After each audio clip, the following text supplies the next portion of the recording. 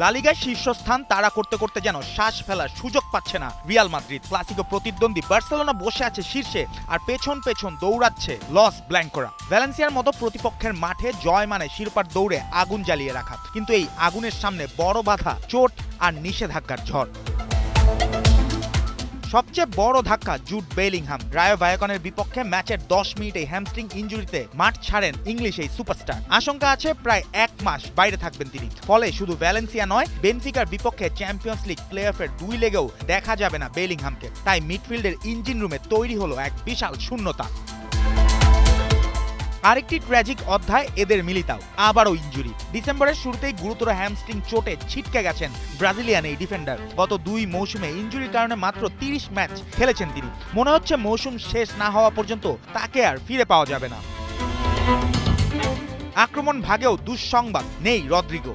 বদলি হয়ে নেমেই হ্যামস্ট্রিং সমস্যায় পড়েন তিনি, অন্তত 10 দিন মাঠের বাইরে। ফেব্রুয়ারির ব্যস্ত সূচিতে তাই রিয়ালের জন্য এটি একটি বড় ক্ষতি।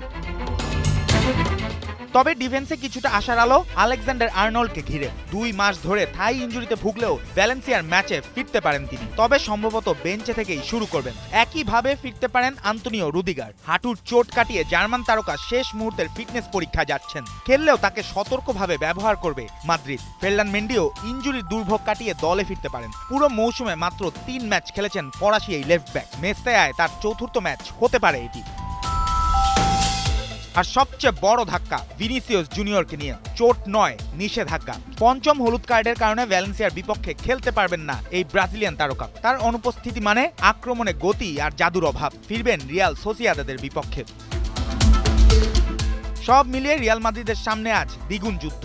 একদিকে ভ্যালেন্সিয়ার মেস্তায়া দুর্গ, অন্যদিকে নিজেদের ইনজুরি আর সাসপেনশন সংকট। ইতিহাস রিয়ালের পক্ষে, কিন্তু ফুটবলে কখনো কখনো ইতিহাস চলে না, চলে বর্তমানের লড়াই। প্রশ্ন একটাই, রিয়াল কি আজও জয়ের রাজপথে হাঁটতে পারবে, নাকি মেস্তায়া হয়ে উঠবে তাদের শিরোপা স্বপ্নের বড় পরীক্ষা?